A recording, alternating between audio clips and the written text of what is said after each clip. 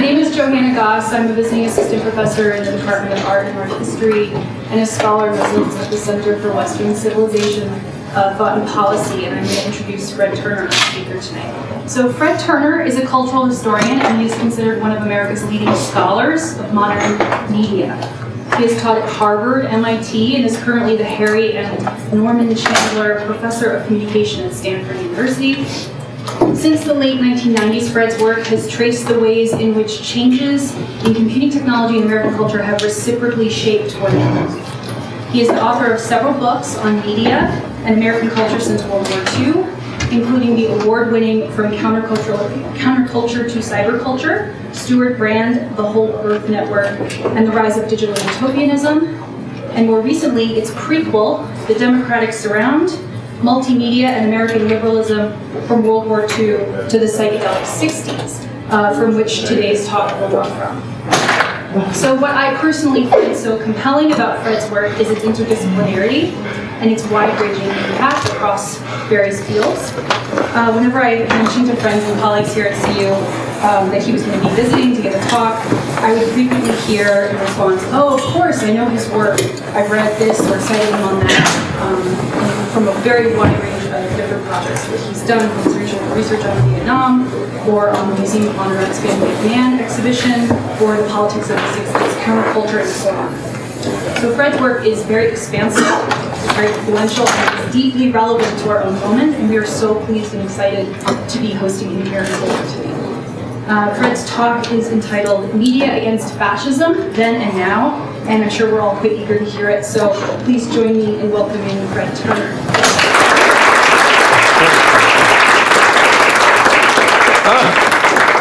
Thank you so much for having me. Can everybody hear me okay? Yes. Okay, good. I'm absolutely delighted to be here. I want to thank the Center for Western Civilization, Thought and Policy, and especially its director, Bob Pasnow. Where did you go, Bob?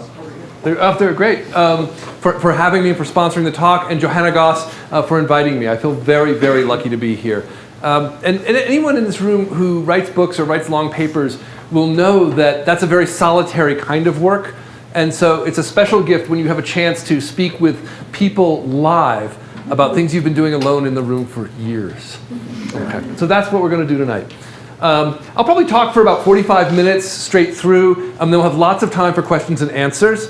When I get excited, I get going pretty fast. So if it gets going too fast and begins to irk you, there's a little symbol that I recommend. I've developed with my audiences over time. Just do this. I'll see it, okay, and I'll take it down a notch, all right, and we'll all be grateful for that. So yeah, 45 minutes talk. If you have questions about fact as I go along, jump in. But if you can hold the conceptual questions for a little bit later, that will let me move quickly through the material in a way that will make the Q&A a little better when we get there. Okay. So we have a three-part task tonight. I'm going to start in the present, with an eye toward taking you into the past and then back to the present. I'll give you the headline for the night right now. For almost 70 years, Americans have believed that if we decentralized media technology, we would prevent the rise of an authoritarian government. That is as core a belief as American media scholars, media analysts, journalists, and others have ever had.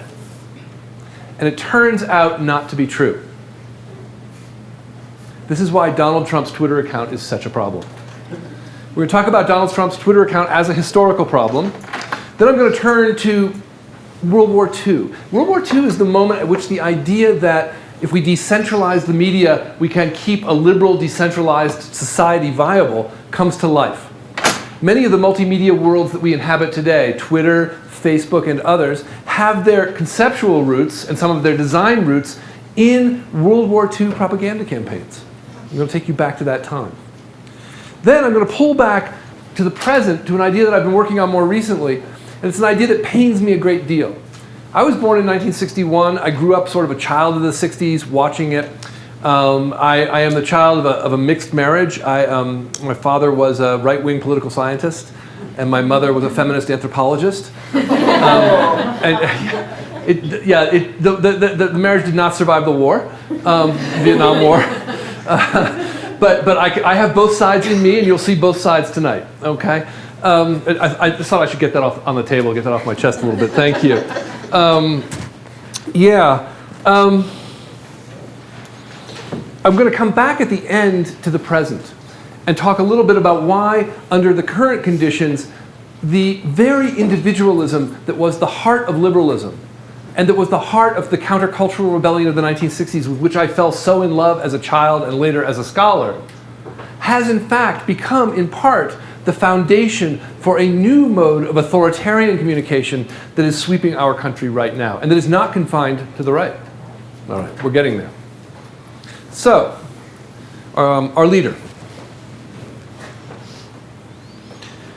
However you feel about Donald Trump's policies, I think it would be hard not to argue that his communication style borrows from an established repertoire of authoritarian leadership.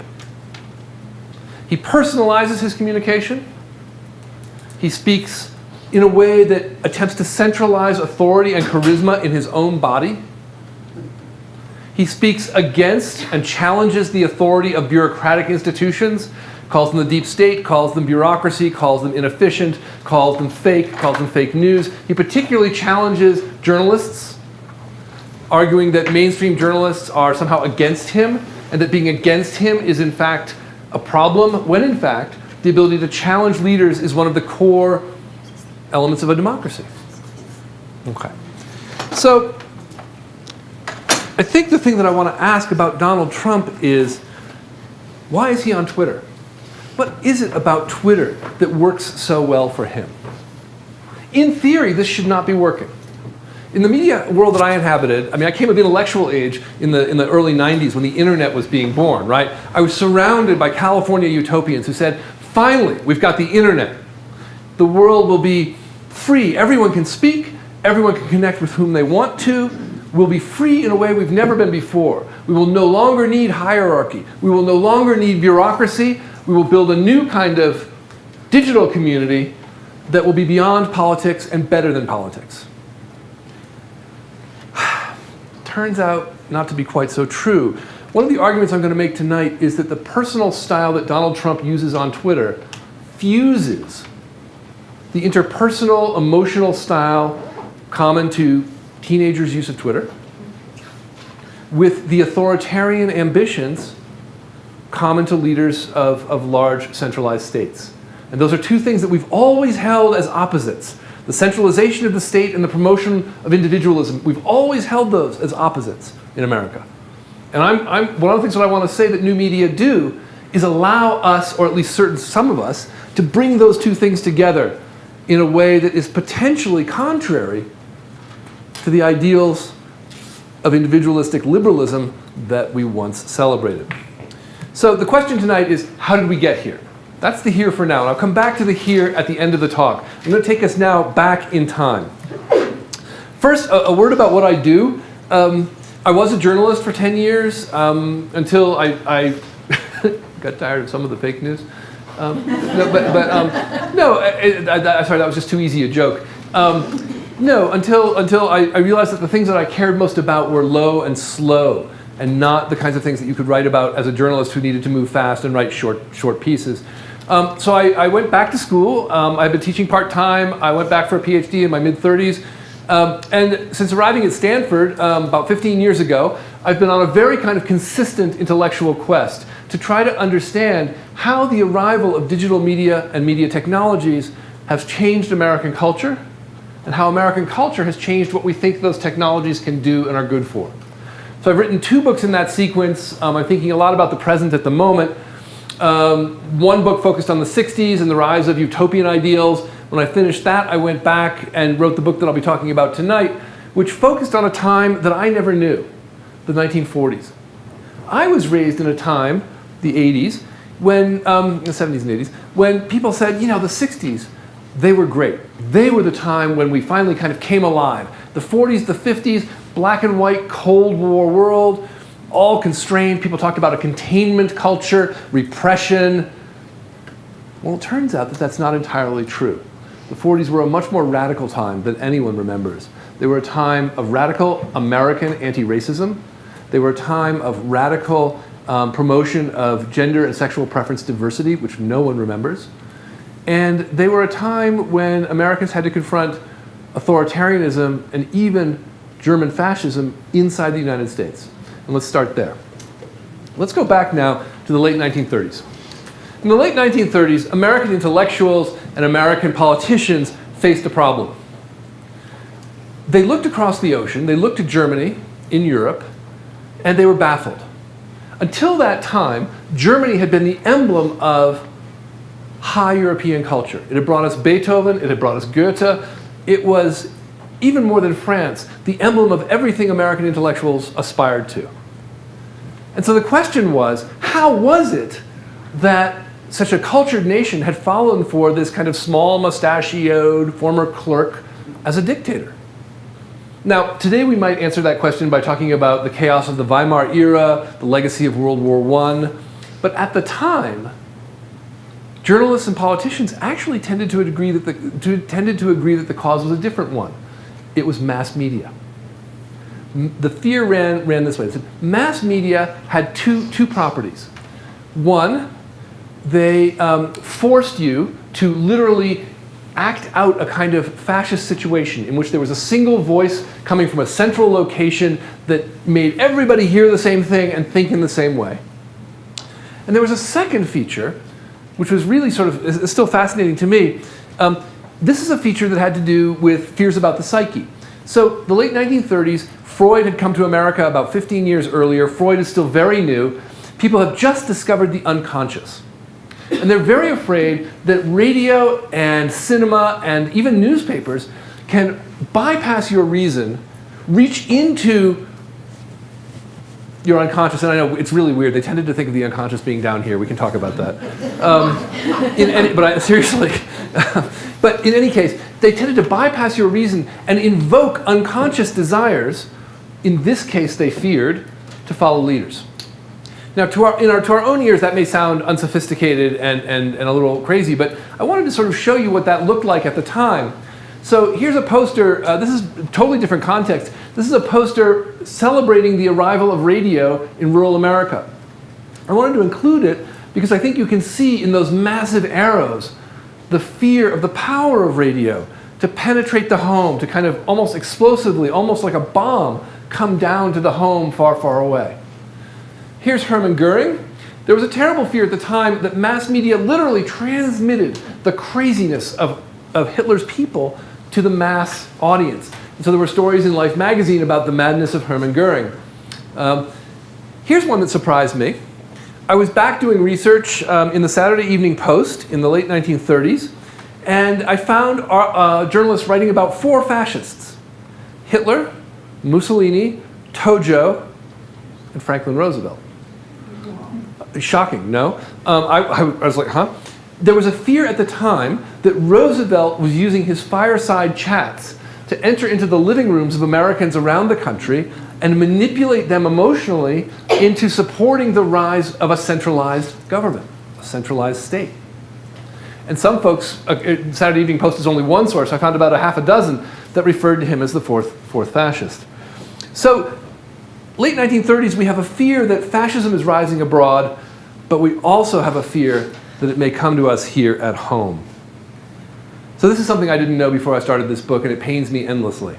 This is Madison Square Garden in 1939. Those are 22,000 Americans rallying on behalf of and in favor of fascism in America. I don't know if you can read it from that distance, but up in the right-hand corner you'll see a sign that says, "Stop Jewish Domination of Christian America." They have made their own homemade brown shirt uniforms. I knew nothing of this. It's simply astonishing to me. The threat of fascism was real in the late 30s. You may know the Sinclair Lewis novel called It Can Happen Here. There was a terrible fear that it really could happen here. Simply astonishing. Father Coughlin, a right-wing demagogue, was on the radio once a week. And when he was on the radio, he celebrated things like the Protocols of the Elders of Zion, a essentially fake document justifying the Nazi rise in Germany. He had 3.5 million listeners every week, and a Gallup poll showed that 60% of those listeners every week agreed with everything he said. That's not good. Let's talk about Humphrey Bogart for a minute. Okay, so this is the audience interaction part of the talk. Okay, so just bear with me. We'll have a little fun. Okay, shout out, if you would, please, the name of a movie that you know Humphrey Bogart was in. Casablanca, Maltese Falcon, keep going. African Queen, keep going. Sierra Madre, great, what? Caine Mutiny. Ooh, you're good. Yeah, I hope he was in the Caine Mutiny. I don't actually, but yeah, you know he was. You're right. Yeah. Sabrina. But here's one that I bet we don't know, even though it was extraordinarily popular in 1937. I certainly didn't know about it until I woke up in the middle of the night and had to watch it. The Black Legion. In 1937, Humphrey Bogart starred in a movie called The Black Legion. It was a very popular film.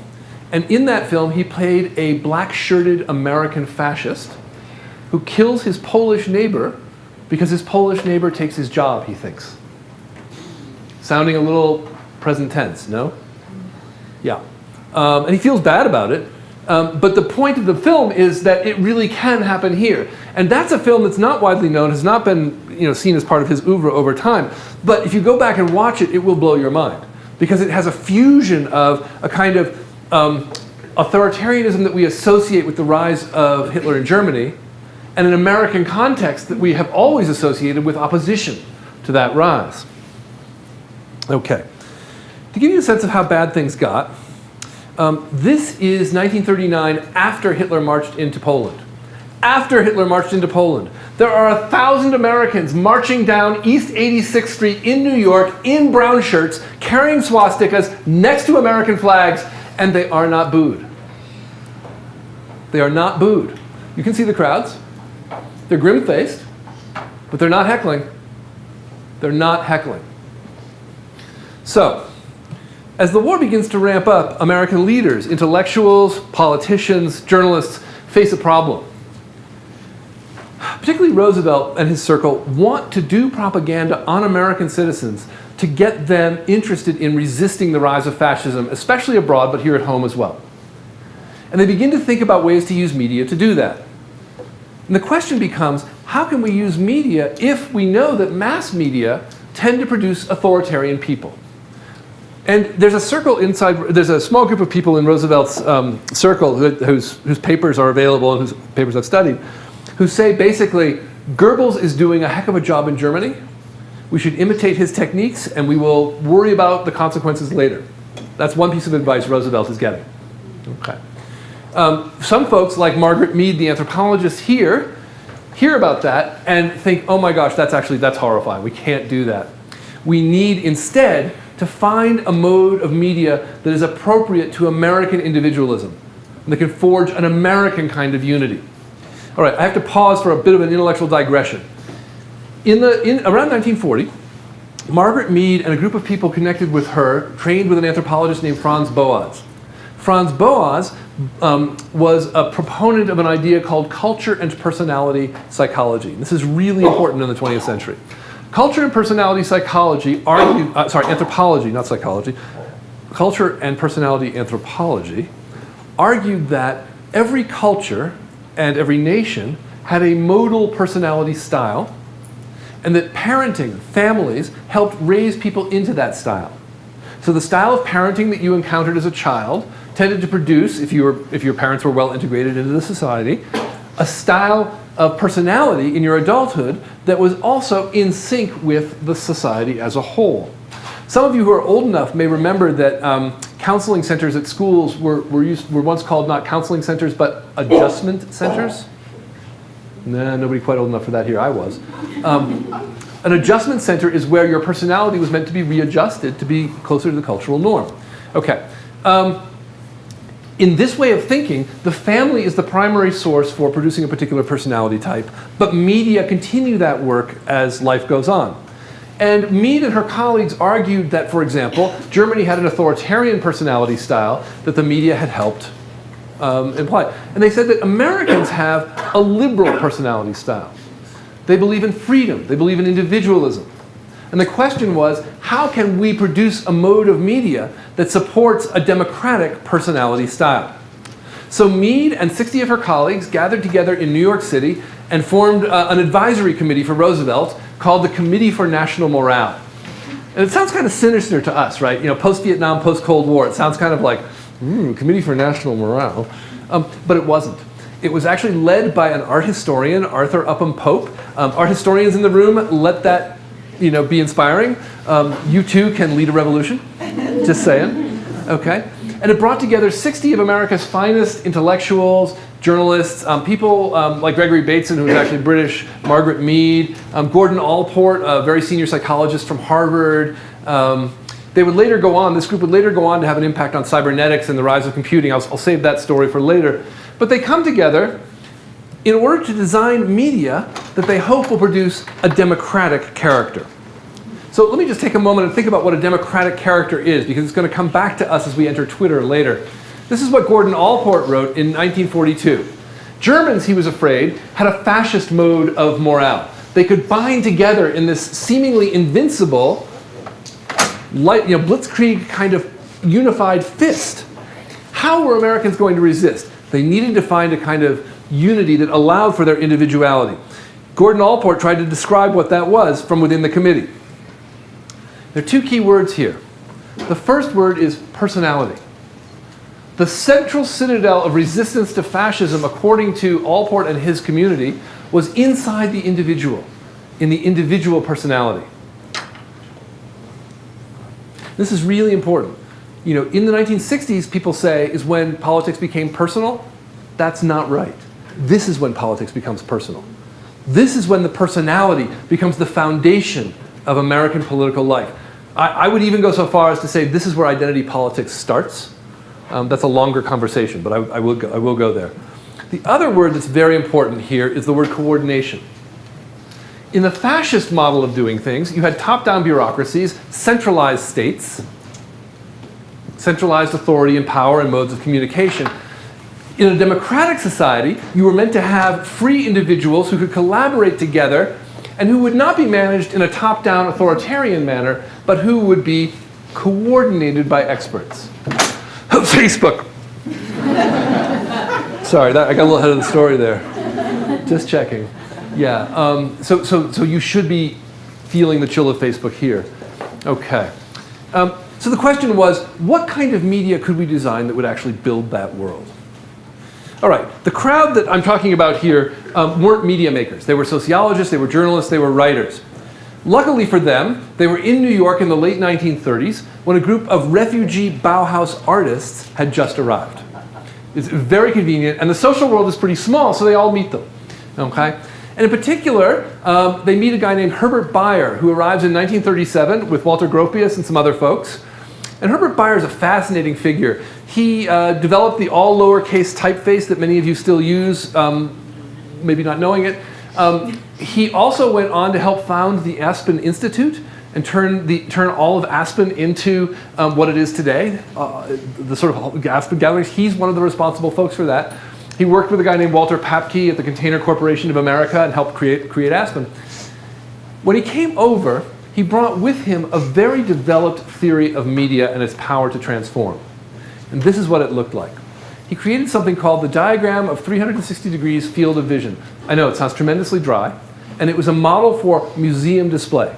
And I know it's like we're looking at modes of museum display as sites of political change. It sounds nonsensical, but it is actually what happened.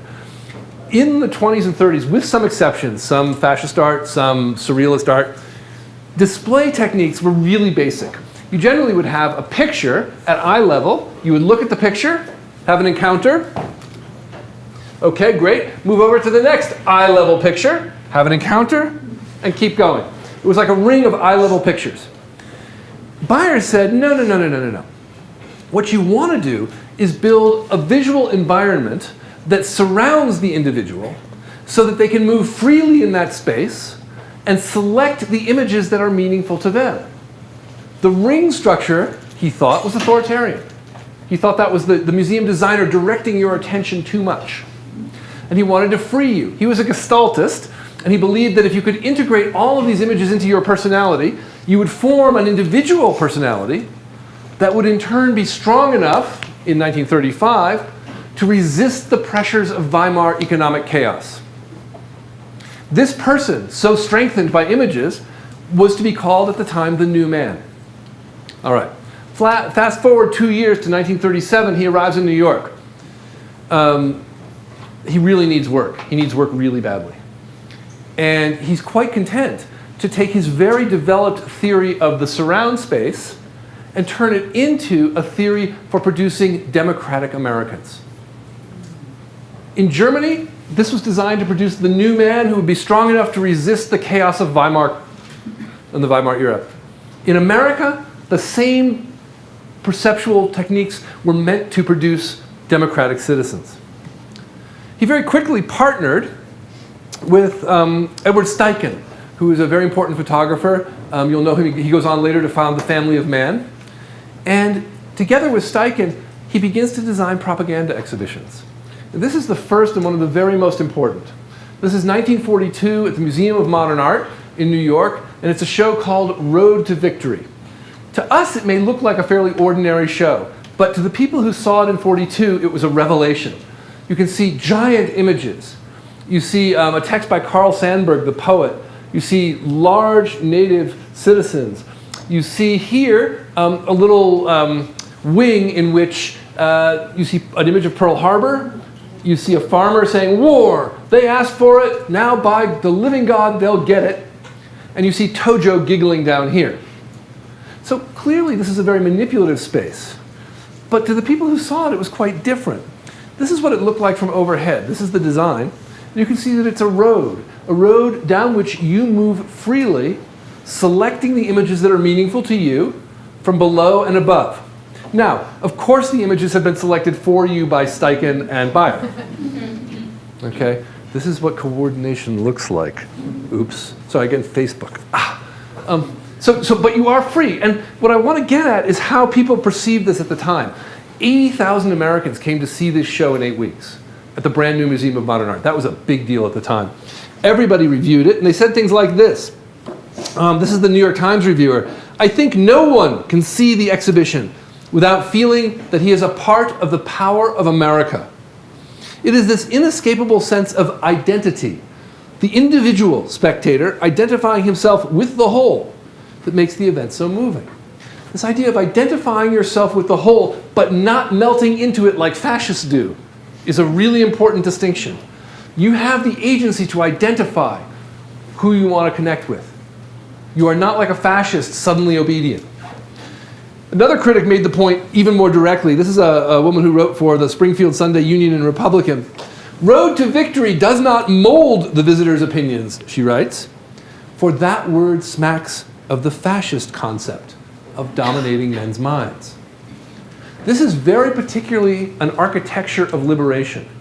It is meant to free your mind, to experience and to choose, to experience choice, to choose the images that are meaningful to you, such that you can put together a self that is both your own and unified with the American project. You are both fully yourself, democratically choosing, and also part of a new democratic morale, a new kind of unity. It's enormously powerful. This is the thing that I call the democratic surround. It's the source of the title of my book. And I've just gone kind of deep on this museum exhibition and the Beier stuff, but this design, this multi-image arena travels all through the 40s, 50s, 60s, 70s. It becomes the foundation of overseas exhibitions, which I'll show you in a minute. It becomes the foundation of 60s psychedelic environments. You're going to see Buckminster Fuller build geodesic domes to encode and encapsulate this way of looking.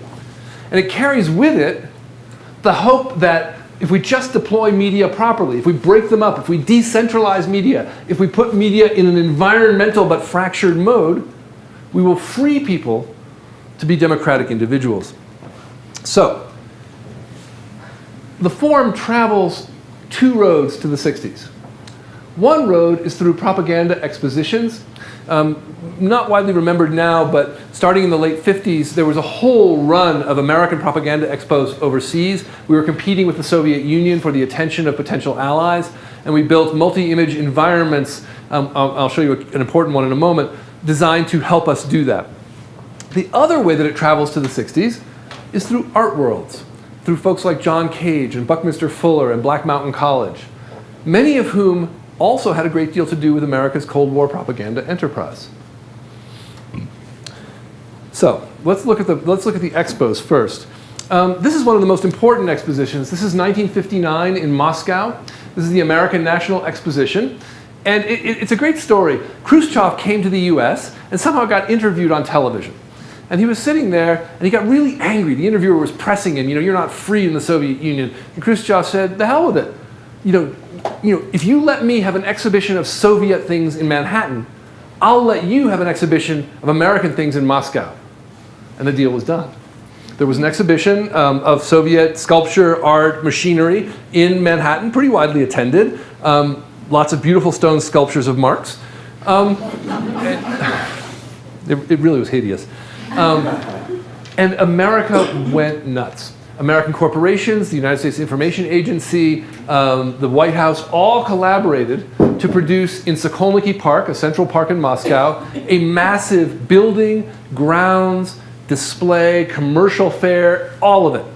This is the central building. This is a golden geodesic dome created by Buckminster Fuller.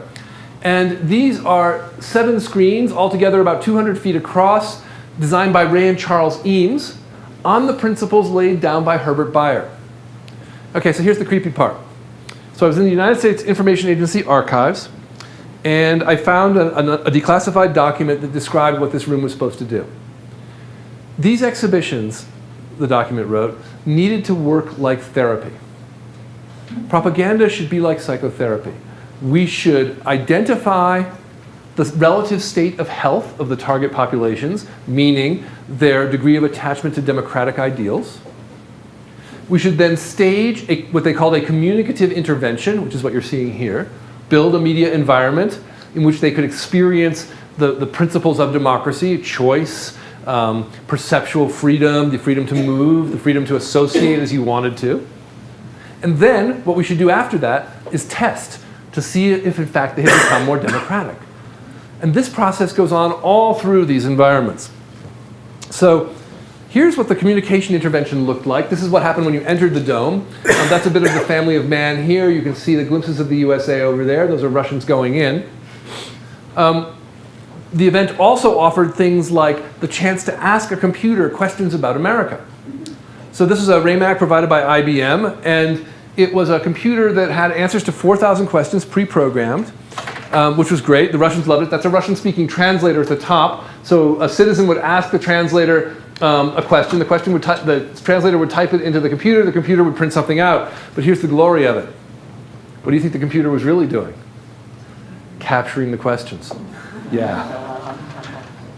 This was one of the most heavily surveilled environments we ever built. And that's why it's so wonderful to study. All the records of this were kept. So we had comment books scattered around the grounds. They were collected every day, transcribed, sent back to Washington.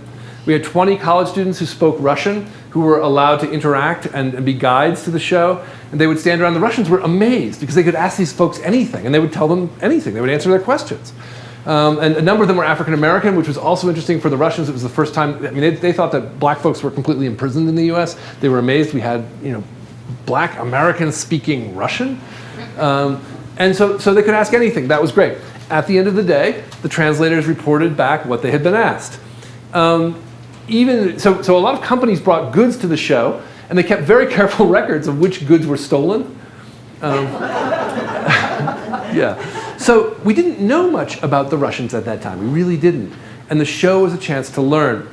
What I want to capture, though, for you in the context of our present conversation is this is an environment built on principles of democratization and individuation laid down by Herbert Beier, now 10 years later being a central feature of the Cold War and the press against what we thought of at the time as totalitarian regimes. So this moves directly to the 60s. So too does the art world. So let's jump now to Black Mountain College. So I've been talking so far about the surround as a visual form. The surround was also a sonic form. Perhaps the most famous proponent of this sonic form was the composer John Cage, seen here. Some of you will know that John Cage began his career as a kind of abstract high art composer, but then became most famous for a performance of a piece he called 4 minutes and 33 seconds. in which a pianist walks out to a piano, forgive me, better move those glasses, thanks, sits down,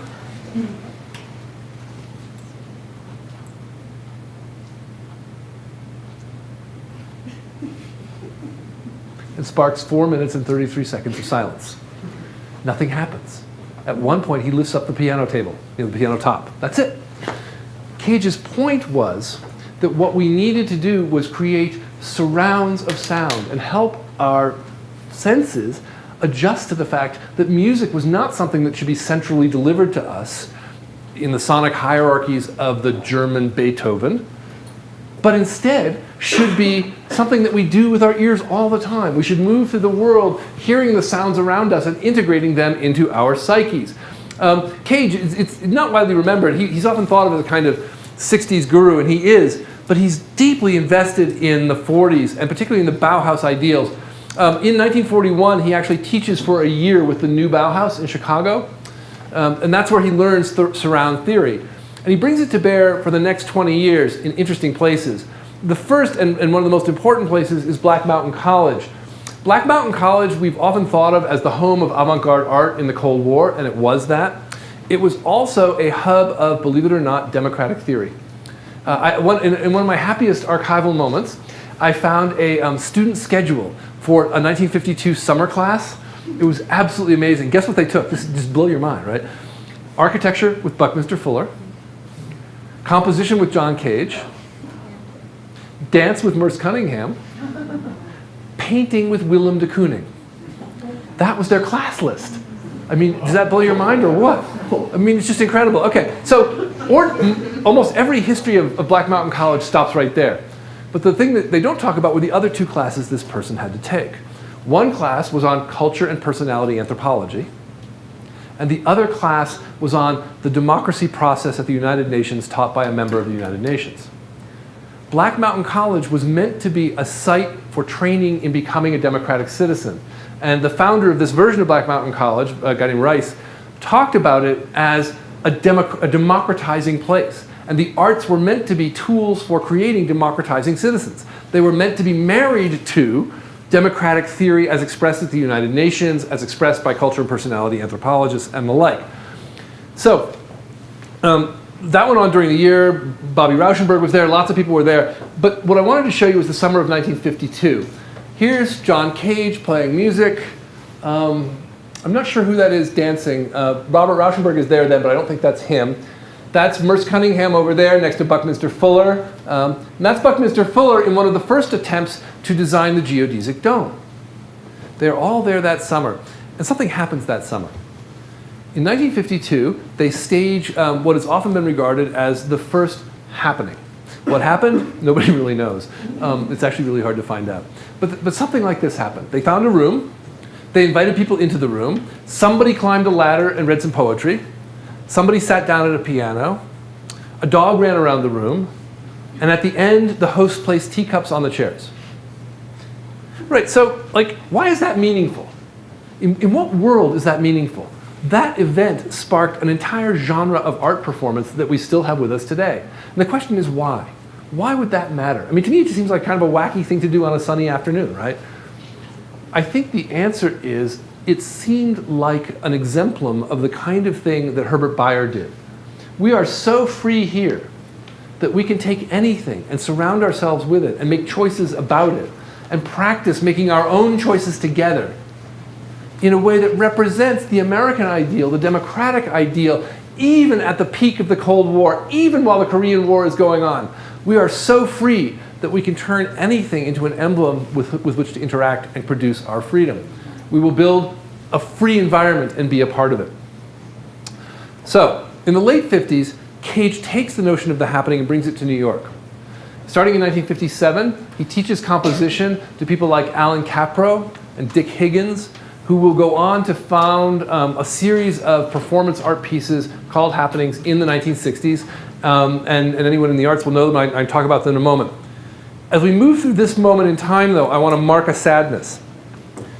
In World War II, at the start of the war, when Margaret Mead and the Committee for National Morale gathered, they had not just the effort to build an individualistic, liberal American ideal, they also wanted to end racism in America and they wanted to promote and be comfortable with diverse sexual preferences.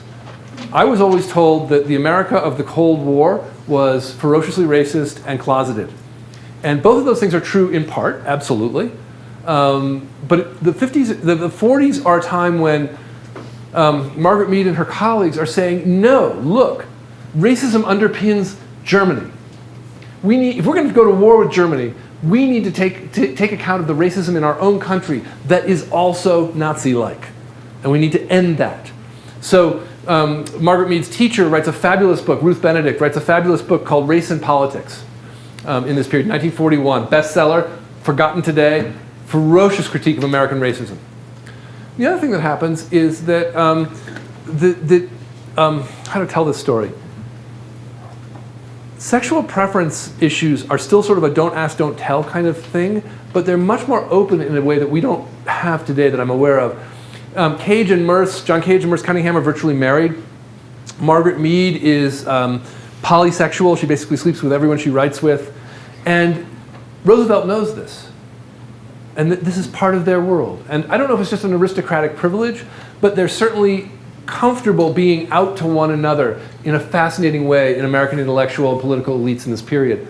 By 1950, we see things like Charles Morris, a leading philosopher at the University of Chicago, later a semiotician, writing a book called The Open Self, which is also a bestseller, or very nearly. And The Open Self is a book that calls for the reintegration of the full array of gender styles and sexual preferences into American society. He says, for too long, we have been kind of a butch, hetero, war-making America. We need to open up to other alternatives. And my point is that he's writing from the center of American intellectual life. The University of Chicago is not the radical fringe. It's just not. Okay? By 1955, Rosa Parks is sitting down on the bus, and we have the civil rights movement. My point is that this is a much more radical time than we remember, and unfortunately, by the 1960s, a lot of that radicalism has actually disappeared. In the world of the happenings, the world of the surround, the anti-racist critiques with which it was born have disappeared. And what's replaced them is a kind of almost consumerist vision in which you choose and acquire experiences that are meant to make you more individuated, more different, but that have stopped taking real account of sexual preference difference, race, class. You know, when I studied the happenings, I saw some of the most disturbing pictures I've ever seen. I thought the happenings were a radical, liberating kind of event. Imagine my surprise when I saw that their casts were almost exclusively white, and that they routinely featured images of women in demeaning positions. So how many women have I now seen draped naked in wet sheets? A bunch. The worst I saw was a female performance artist who stood naked on a stage with a sheet draped over her naked body, her mouth stuffed full of vegetables for her performance. Men, white men, dominated the happening world. They created the happenings, and women, by and large, were objects to be displayed within those worlds. There are exceptions, of course. Yoko Ono would be one. Although I read Yoko Ono very differently. I think covering yourself in whipped cream and inviting male artists to lick it off is not an act of liberation. I think having male artists and audience members come up and cut your clothing off, which is something else Yoko Ono did, is not an act of liberation, though it may have read as one at the time. There are amazing female happenings artists, but there are very, very few of them. Carolee Schneemann is one of my heroes in this period. But it's a very small group. This is really a male-oriented world. By the 1960s, that world has produced a new kind of happening. And this is what it looks like. It's very technocentric. Folks are collaborating with engineers at Bell Labs. They're collaborating with computer scientists. And they're building things like this USCO shrine. USCO, the US company, is a psychedelic art troupe as famous in its moment as Andy Warhol's Exploding Plastic Inevitable. They were in Life magazine. They were very well known. They built these environments into which you were meant to wander and then experience a shared consciousness with the globe as a whole. What was once the kind of democratic personality where you could identify with others in the group has now become a shared consciousness, an almost mystical vision. This would be amplified by LSD. Slightly. Yeah, slightly. Oh my gosh. It's melting. In joke. But what I want you to see is the poster for the show that I just showed you. So this is it. It says, we are all one, we are all one, we are all one. It's a mystical vision of global unity. But ironically, the 60s vision is expressed in a language that comes straight from 1948.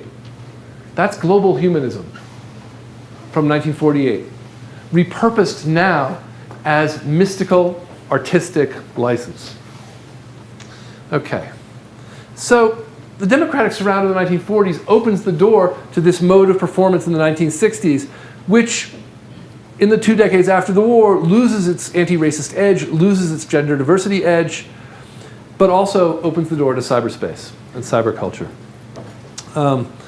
Now, I've written about this at great length, and I won't bore you with it, except to say that hanging around the USCO group in '66 was a guy named Stuart Brand, who would go on to found the Whole Earth Catalog, the Whole Earth Electronic Link, and help create Wire magazine. He was the guy who said information wants to be free. He also said it wants to be expensive. All right, so I just want to flag that the dream of a decentralized world of shared consciousness is a dream that animates even the founders of today's social media firms. Ev Williams, one of the founders of Twitter, is deeply invested in this idea. So too is Mark Zuckerberg. Mark Zuckerberg is still dreaming of a world connected through technology and able to enjoy a shared consciousness and thereby to escape the horrors of politics.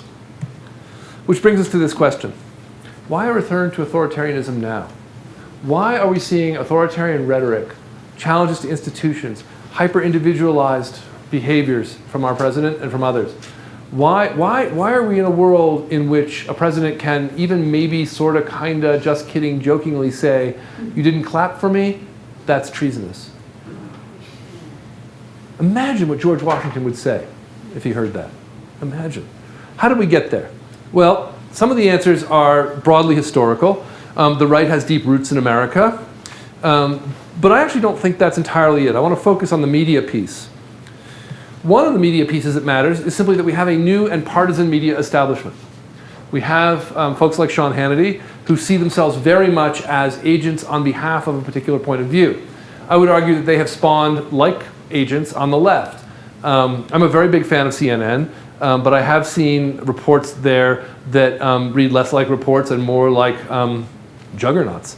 There's a deep polarization going on in the media. But my point is that this new media establishment on the right is extremely important and produces a kind of relationship to truth that's very hard to challenge. Now, the democratic surround of the Facebook variety was meant to challenge the centralization of power and of voice. But the irony is that in the current environment, that actually doesn't work very well. What we've now got is not an individuated, deinstitutionalized media sphere in which we all get to make our own choices and choose our ways of being, albeit within constrained settings. What we have instead is a series of loops in which someone speaks in an individual, charismatic, hyper-personalized, hyper-individualized idiom on Twitter, gets picked up on Facebook, or gets picked up on Fox News and then talked about Facebook, or in Trump's case, watches Fox News, learns something, tweets it, and gets sent around on Facebook. My point here is that we used to imagine that if we decentralized media, we would be free. But when you decentralize media, what you actually get is an ecology of interconnected media, which amplify the tendencies within any individual one of the media. So what's really weird is the push for individualism in our society, in our culture, and especially in our media design that begins in World War II helps set the stage for a new mode of authoritarian centralization.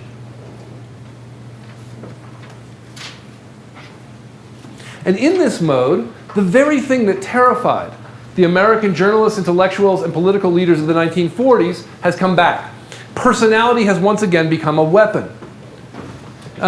This is so interesting. I would like to extend my best wishes to all, even the haters and losers on this special date, September 11th. I don't even know if my teenage daughter could write that. It's so passive aggressive.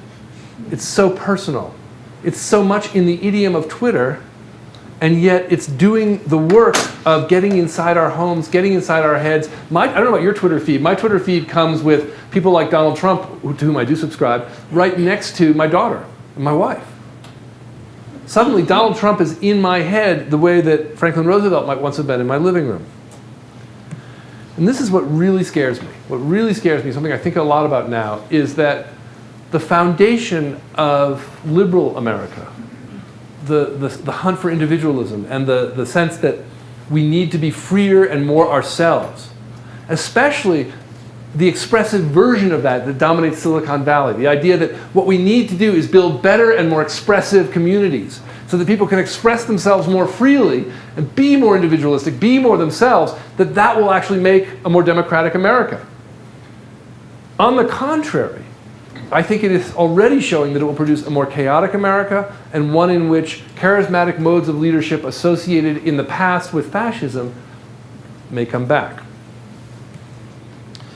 I'm famous for leaving audiences on a downer, and I'm not going to do that tonight, just because. Okay. I want to think about a consolation. This is Rosa Parks, Montgomery, Alabama, the first day of legal bus integration. A lot of people tell Rosa Parks' story as if it were the story of an individual heroic action that took place just because she had that much willpower. She was so tired she just sat down. Just in that moment she did it. Now that's not an accurate story in any way. She was a longtime activist for civil rights, and in addition to being a well-trained activist for civil rights, the action that she took resulted not just in the extension of the personal expression of sitting on the bus, it resulted in new legislation. And this is my hope. My hope is that we begin to re-recognize that the foundations of democracy are not only in the freedom of expression we associate with individualism, but in the institutions that guarantee that expression even when it is unpleasant. It is not the president and his personality that give us our freedom. It is the tripartite system that serves to check and balance claims to power made by any one of those pieces. It's the Supreme Court. It's Congress. It's the president together. And the good news about Rosa Parks is not just that she stood up and expressed herself, though that was great. It's that she stood up and expressed herself within a movement that could change law, change the institutions. Ladies and gentlemen, that's what we've got to do next. Thank you very much.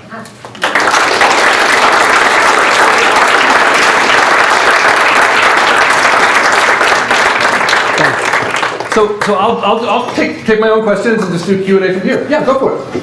You were talking about the expo in Moscow in different time. If I'm not mistaken, that is the venue of the Nixon kitchen debate. Correct. And that propelled Nixon from sort of an anonymous vice president to the leading Republican and arguably the most fascist president. So I'll just repeat that for the audience. So the speaker's point is well taken. The 1959 show that I showed you in Moscow was the site of the kitchen debate between Khrushchev and Nixon, in which they stood in a model kitchen and talked about who had it better, the Soviets or the Americans. Yeah, and whether you agree that Nixon was the most authoritarian president we've had yet, I actually don't think he is, or whether he was just horrible, he was a problem. Yeah. But that's what got him going. It is. It's one of the things. Yeah, it is. But it's a very important thing. That's right. Great. Go for it. What do you think the role of sort of evolving narcissism in America has to do with all of this? I was thinking sort of three books: Democracy in America, The Culture of Narcissism, and Habits of the Heart. And they sort of predicted all of those things. Yeah. And it seems like we're really kind of embedded in that with social media, selfies, all that kind of stuff. And every individual, they have their own data. They don't need science. They don't need to pay attention to vaccination rates or anything else like that. Everybody does what they want to do, and there's no group. So I'm just going to repeat the books for everybody. Christopher Lash's The Culture of Narcissism, Robert Bella's Habits of the Heart, and what was the third? I'm sorry. Democracy in America. Democracy in America. Tocqueville. Yeah, thanks to you. America. So, this pains me so much. I do agree that we are reaping the harvest of the narcissism of the 70s. My favorite, one of the things that we did in the 70s when we withdrew from Vietnam and sort of turned inward was that we began to really work hard, we meaning elite Americans especially, elite, mostly white, mostly upper class Americans, really turned inward and said, I'm going to work on my personality, I'm going to make a new kind of person out of myself. Media amplified that, reflected ourselves back to ourselves, but in more recent years, we've created media that kind of lock us in a kind of media sphere. It's sort of a weird cycle. And so it's not just like I'm narcissistic with you when we go to our commune weekend. It's like I can do it all the time now. And I can be a star in my own movie. And what Andy Warhol said about every 15 minutes has come true, but in a way that I don't think any of us could have imagined. So what scares me in that space is not so much the narcissism, because we've lived with that for a while. We've had celebrity culture for more than 100 years. It's the way that younger folks, but many of us, have come to imagine that personal expression is the foundation of politics. I just don't think that's right.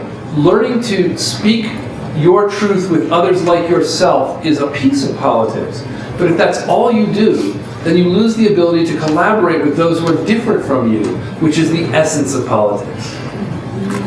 The biggest challenge, in my view, on both the left and the right, and very much in the tech world, is to stop believing that the individual expression of one's own inner truth is going to make us all free.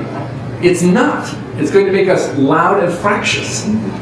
What makes us free are codifying the rights of all into institutions that guarantee that even when you say something I really hate, and are a kind of person I really hate, I've still got to give you the same rights that I have.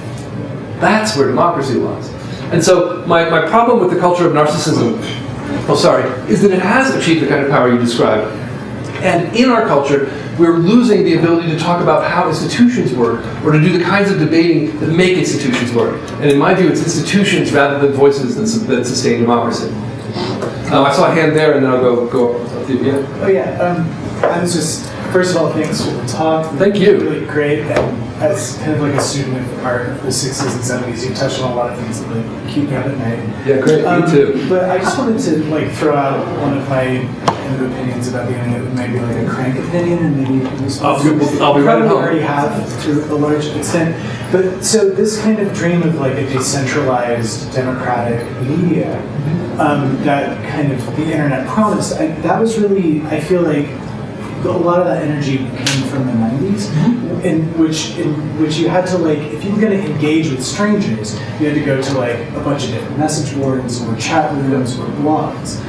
And I kind of think that might have been productive, but now we have actually moved into a space where we don't do that anymore, and that like our interactions with strangers are kind of like Facebook, Twitter, YouTube.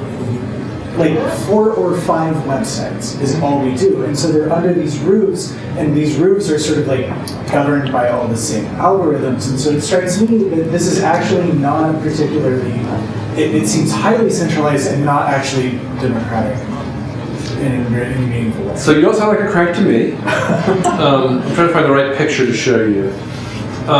Let's start with this one. I want to make a formal argument that this idea of a democratizing media space is the foundation of the Facebook world that you just described. And what pains me is that in its own moment, that is a genuinely liberating practice. It's really different than what else is out there. You see this and you compare this to like the Soviet pavilion that they built in America or other shows, it would blow your mind. The Soviets really like their art Foursquare, socialist, realist bad. Well, I mean, socialist realism is okay. But this, people felt free in this space. And I would argue that we spend our time on Facebook in a similarly kind of constrained environment that can feel free. I'm expressing myself. I'm putting my pictures up. And if I fail to, Facebook nudges me, puts more pictures up. Or sends me messages, you've got a new memory. That's the creepiest message ever. You've got a new memory. Once you get a certain age, that has a whole different resonance, just saying. Okay. Yeah, you laugh now.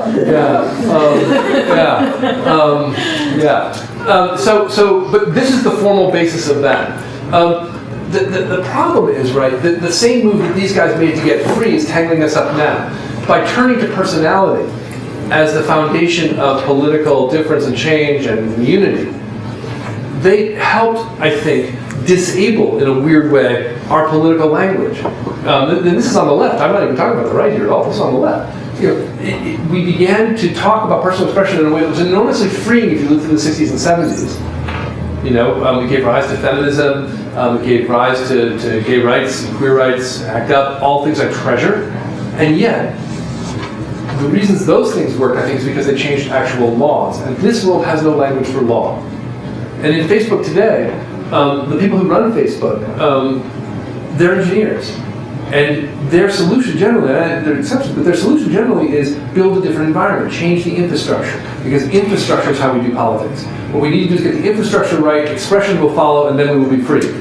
That is a deep fallacy, but it's one embedded in this world. Great, thanks.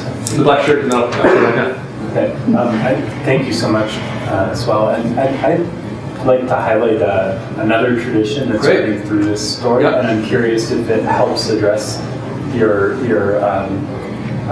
question of infrastructure and of institution. And this is kind of the focus of my work lately is the cooperative tradition. So in one of the early slides, you have the REA, and I thought, oh no, fascism. You were pointing to the radio, but that was the Roosevelt's program for rural electrification, which ended up being done almost entirely through cooperative utilities that were owned and governed by their ratepayers. And at the same time, too, you had the mutual broadcasting system that was a kind of forerunner of NPR. It was also producing a lot of the radio content. That was a federated model where you had local communities running their own networks, and then they centralized the production of the Lone Ranger, and then you had Associated Press, which in the 40s really transitioned by Supreme Court order from being a kind of cabal to being an open media cooperative that has resisted the polarization that you're talking about. And so, and this is a model of a kind of centralized business that operates in the market but has a democratic accountability that is not an individualistic democratic vision at all. It is a you gotta sort it out with your neighbors type of democracy. So I'm curious about whether this tradition, in your view, has relevance for the kinds of media institutions that we should be working to develop today. Yeah, I agree, without question. So first off, thank you for that. That was an incredibly concise primer on a really important tradition, and props also for doing what a friend of mine, Joe Gouldy, who's a historian down in Texas, has always urged me to do, and I never seem to be able to quite do it. She says, you have to tell stories that enable solidarity. And I keep telling these sort of tear-down stories, and that's a story that enables solidarity. So absolutely, the cooperativist tradition is absolutely critical. I'm going to get a little negative, but not because of cooperativism, but because of communalism, and I want to distinguish the two. So cooperativism of the kind that you're describing is rule-based and collaborative, but there are actual procedures, and you violate the procedure, you don't get to play anymore. Right? That's really important. Much more leveled than hierarchy and bureaucracy, but rule-based, and that's huge. The stuff that I'm looking at here in the world that I've mostly written about are communal. And in those settings, and this is still true in the tech world, there's a lot of pushing away of rules. And the hope is that if we just get the setting right, it's like dropping acid, right? If we get set and setting correct, the trip will be good. But I'm serious, that's a model for politics. It's sad but true. If we get set and setting correct, we'll be free.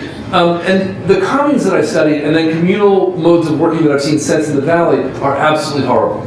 Okay, so I turned to studying the 60s in that 60s book because I had written a book about how Americans remember the Vietnam War, and I spent several years with traumatized combat veterans in the VA program in Boston.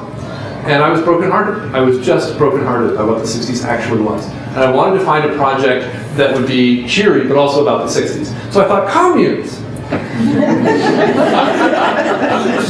I was so wrong. I had no idea. I started interviewing people. Communes turned out to be, it's really interesting. So the hope on it, so between 1966 and 73, largest wave of commune building in American history. As many as 1 million Americans went back to the land to live together in what they hoped was what one poet called mutually programming harmony.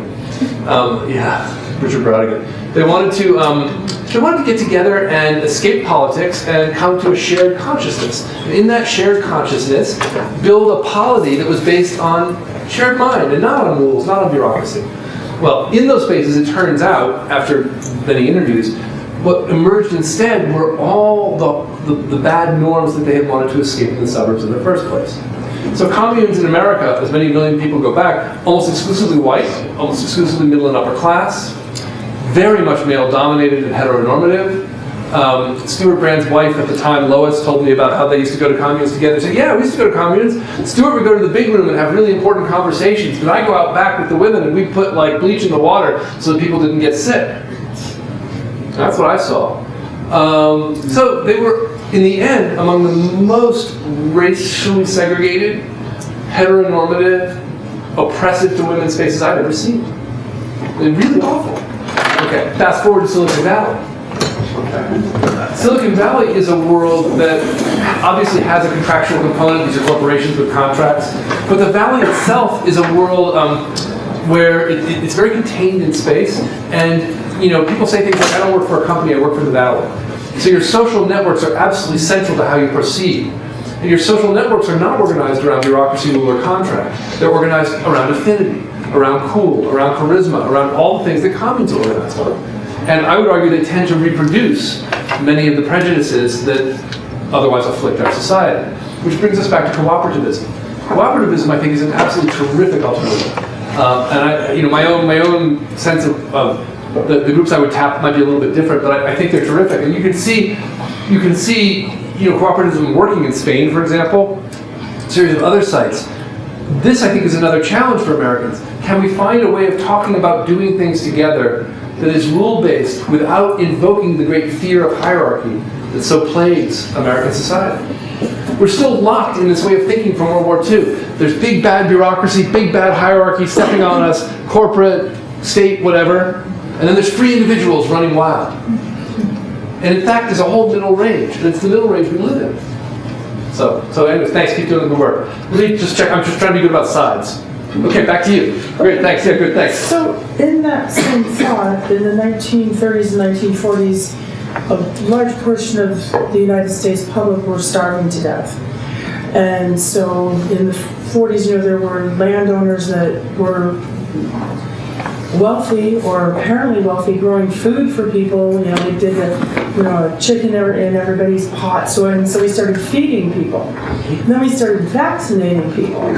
And so we increased our lifespan. In the 1950s, the average person died in their 50s. Now they're dying, the average man is 79 years old now. Thank goodness. And so we've increased that. Like the Gen Xers now are going to be the last generation to live as longer than the generation before, so the boomers. Okay. So the millennials are already determined they're not going to live as long as the Gen Xers because we're moving back because of so many people, so many diseases, all of that. So consumerism came in the 50s, which was capitalism and industrialization.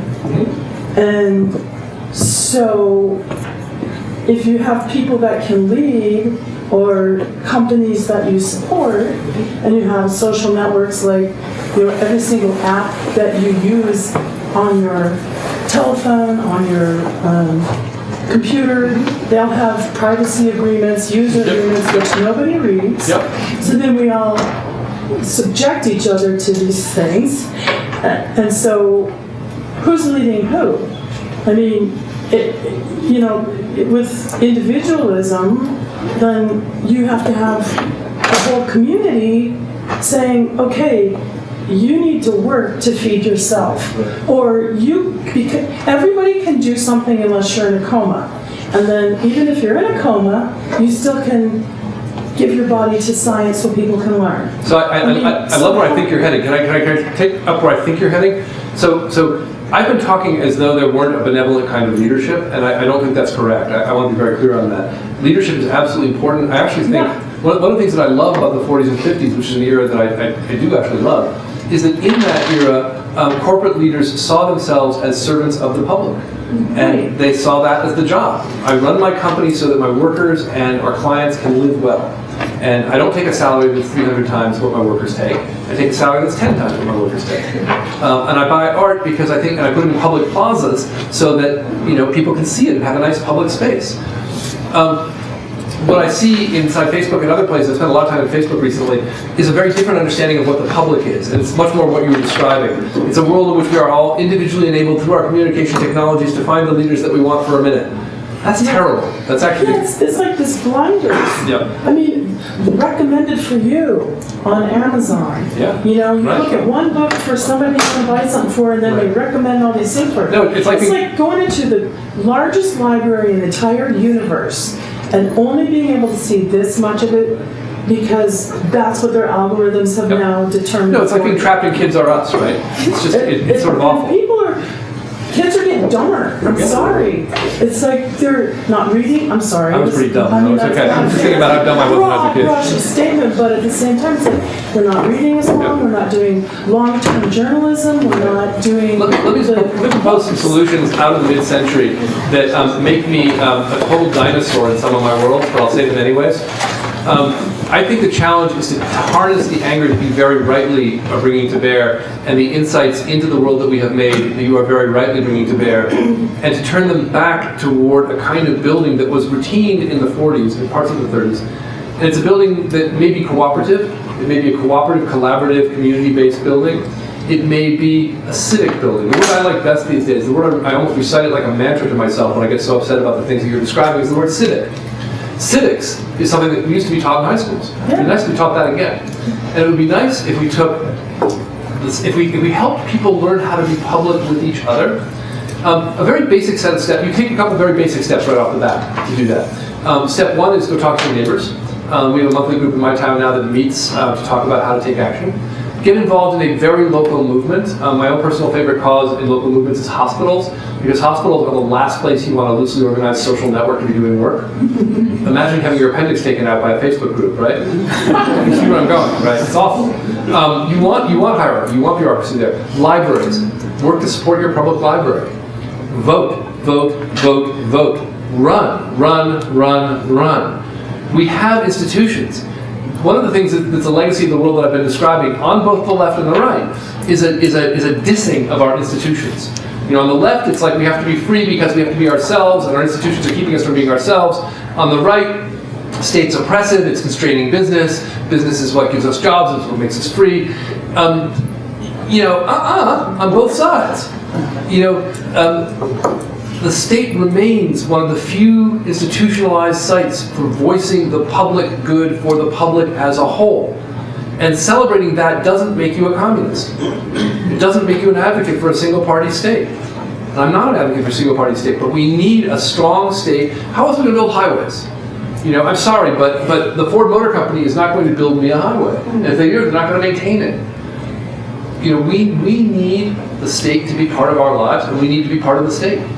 We can't just expect someone to take care of us while that happens. So that concludes my rant. Thank you for letting me have that. And I want to go to other folks. You've been waiting very patiently in the take. I was wondering if you could talk a little bit about this distinction between institutions and infrastructure. Great. Because I can think of a lot of instances where they seem more blurry. And Facebook is an example of that, where it could be thought of as this kind of unique institution, but in their orienting logic, definitely interested in infrastructure, creating this environment for social interactions and personal expression. Sure. So by institution, I mean a narrow sociological definition, a group of people doing things together under a condition of an explicit and widely shared rule. And I'll just go that far, okay? It doesn't have to be for profit, it can be not for profit, it can be whatever. It can be a church, it can be a hospital, it can be a company, any of that, okay? An infrastructure is, formerly, as I used to think about it, it used to be a material system like a piping system or a highway system or a building system that enables people to do things. One of the things that Facebook messes up, and that the web messes up for us generally, is that the infrastructure that it's creating is made out of bits and bytes and just symbols. It's a media infrastructure, but it still does what pipes do, right? It still does what highways do. I flew to you today, but with an airplane, right? An old style material infrastructure, but I could just as easily find you on Facebook and fly to you via this new immaterial infrastructure. When the infrastructure becomes immaterial, the organization and the infrastructure start to melt into one another. And it gets harder to tell them apart. But they are still apart, and Zuckerberg knows this very, very clearly. So one of the things that I've spent a lot of time reading is Facebook's annual statements. They're fascinating. As you probably know, they have a two-tier stock structure. You can buy stock in Facebook, but Zuckerberg always maintains a class of stock that gives him full control of all final decisions. So if you want to go with him and follow his decisions, great. But that's all it is. He knows and is leaning on the fact that he has a rule-bound, state-backed institution called a corporation with rules about stockholding that he's leveraging for his own advantage, even as he builds a world and promotes a world that's ostensibly supposed to be post-state, free, collaborative, Yeah, you're welcome. Great. I'm trying to get folks in seats, so I'm going to get back to this side in the back. Yeah, thanks. Forgive me, my question is too broad, but I couldn't help but thinking about American exceptionalism and the grand international order. Yeah, good. And as much as I love America, I'm more interested in what Trump's authoritarianism means to the international order if we seem like we can't get out of this ideological bubble of the democratization continuum that you've perfectly laid out. Right. Yeah, so I worry about this a lot too. You know, for many years, America, well, at different times, America has been an example to the world and a predator to the world. It's been both. I came up during the Vietnam War, which I think was a national crime. That's something I'm deeply ashamed to be a part of the country that used that war. At the same time, we have been in World War II and the decades thereafter, for all of our problems, a shining example of a world, of a country that actually was ruled by law, in which corruption wasn't tolerated, in which cronyism was at least attacked. And that example that we have set, I think, whatever you think of his policies, I think Barack Obama did all that he could to support that role of making our country an example. All right. Very hard to say that we're an example in that sense today. And our leader, in particular, doesn't seem to be setting an example of following the law, supporting law-based interactions. On the contrary, he celebrates or engages with folks who move past laws because they claim to be special people. The good news is we can finally perhaps accept that we're not exceptional. That's the good news. No, I'm serious. I mean, I think like, okay, and then if we're not exceptional, how should we act? How might we act in a cooperative spirit with other nations? Neither dominating nor undermining, pursuing our own interests, but learning from other nations. I spent a lot of time in Europe. I spent a lot of time in Germany, France, and Sweden. Those are three countries which have problems, but let me tell you, Germany's innovation system is every bit as strong as Silicon Valley's, and their civic welfare system is infinitely better. I go to the Ruhr Valley, I don't see homeless people living in their cars the way that I do in Silicon Valley. You know, we can learn from that. I see a social welfare system in Scandinavia that is a little oppressive and highly taxed, you bet. But nobody dies in the street because they can't go to the hospital. So I would like to see a kind of back and forth and let our exceptionalism be not in our shining city on a hill exemplary difference, but rather in our recognition of a humbling likeness and our willing to engage with others on those terms. That would make me happy. Great. I want to move over to Blue. He's been very attention. Yeah, thanks. Yes. Speaking on engaging with other individuals, of course, we're all islands of knowledge ourselves, and the best work really comes out of people who collaborate. What are some of the areas that you're looking to collaborate in areas of individuals or? So I'm involved in a couple of different things that I think are relatively important. I'm a loner by nature, so I want to be a little bit personal for a minute.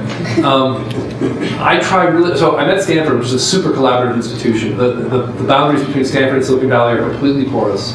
And because of that, I get a lot of chances to kibitz. And so I take kibitzing really seriously. I've been very involved with a guy named Tristan Harris. You may have seen his Center for Humane Technology many times recently. He's a former Googler. He was Google's first ethics officer and has thought a lot about the techniques by which Google solicits and encourages some behaviors and discourages others. And he's the most tech-savvy evangelist for an ethical web that I've ever known, and so I try to support him where I can. I have conversations with some folks at Facebook. I just try to be supportive and a sort of sounding board. I'm a lousy collaborator, as it turns out. The best I've done is I've co-authored a paper with Professor Chris Larson from here, who is fabulous, very tolerant and patient, co-authors. And that's about the most collaboration I can do. I am just built for sitting alone in rooms and reading up on the historical stuff. I take my job to be taking advantage of my privileged residence at Hogwarts to kind of learn the obscure magic that other folks don't have time to do, and make sure that it stays alive and gets taught. And that's the part that I have. Apart from that, my civic engagements are, the Mountain View Resistance group that I'm in, and then I'm a member of a radical Methodist church in San Francisco. And where my wife sings in the choir, and yeah, I am actually churched. So that's another piece. Yeah. Good. Yeah, no way. I'm writing a review of your colleague's new book about virtual reality. Excellent. And I'm curious to hear how you think about perhaps the relationship between the tradition of the cultural history of the democratic surround in the 40s and 50s with the emergence and spread of virtual reality today. Jeremy's book tries to make the case that virtual reality might be especially democratic in the sense that it allows users to look everywhere as opposed to film. He calls filmmakers dictators in the sense that they, frame a scene from a certain point of view. So from your facial expressions, I'm already sensing you have a difference in opinion. Well, this is a very awkward thing. It's a little bit like you're asking me about my brother. So to give you a little context, right? Jeremy Bailenson is my colleague. He joined the department 1 quarter after I did, and we were both the first assistant professors to get tenure in our department in 20 years. So we are very close. And I love the man, and we talk all the time. And I think he's one of the most interesting thinkers about media I know. With all of that said, I think we disagree on the origins of virtual reality and its potential. I don't see virtual reality anchored in the democratic surround, which I think he does. I see it anchored instead in the tradition of surrealist environments, which are very different. And that's actually where I thought the cooperativism question might go, as toward the surrealist piece. The surrealists built environments that were designed to completely overwhelm you, immerse you, and literally turn off your mind so that you could experience presence in the space. I think VR worlds do that pretty effectively. They make it very hard to reasonably remind yourself that this is a fake world. Jeremy has a powerful demonstration in his lab. I really love it. He puts the helmet on you, or now it's just goggles, and you walk into an imaginary space in which is a giant hole that's like 30 stories deep, and a plank over it. And he says, "Go ahead and walk the plank." And it turns out that, I just walked the plank and was able to stay focused enough to just walk over the hole and realize it was a floor. And it freaked him out completely. Apparently nobody does that. It's like a sign that you're a sociopath. So I'm apparently built funny. But my point about that is that in order to fall for it and to sort of not leave the plank and to tremble as most people do, you have to have turned off your reasoning knowledge that in fact the world is different. That's what the surrealist environment we're meant to do. It's also, this is not something I've said to Jeremy, though I suppose I ought to. It's also what the Italian fascist environments in the late 30s were designed to do. So there's a very famous example of this, some of the art historians in the room will know, called Sala O. And it's essentially a fascist multi-image environment in which all the images are melted together precisely to create an immersive space from which your eye cannot leave. The democratic surrounds that I'm looking at always had a break between the images. There was always some break because you needed to be yourself between things so that you could have a choice. The fascist environments, the surrealist environments of the 30s, both of those offer you only the chance to put your eyes somewhere different, but you can never leave the environment. And that's my experience of VR as well. Now, if anybody's going to do something benevolent with VR, it's going to be Jeremy. I mean, he's been harnessing that capacity to help people become aware of climate change, to help people challenge non-democratic states. So if anybody's going to find the benevolent, it's him. But I think the roots are different than he is. Thanks. Yeah, sure. I saw a bunch of other hands. We have time for one more question. I will stick around too and handle anything I can. We have a reception coming up in the gray and the purple. So maybe this is a broader question, but in the present and then going forward, in your opinion, what's the role of artists? Boy, what a great question. So I've just written a paper that's under revised and resubmitted Sociology Journal on Facebook's large internal arts organization. And I've spent a long time inside of it. Facebook has a huge global arts organization, 5 curators, 4 continents, completely fascinating. I want to believe So I'll tell you what I want to believe, and then I'll tell you what I actually think. What I want to believe is that artists are like Walt Whitman. They contain multitudes, and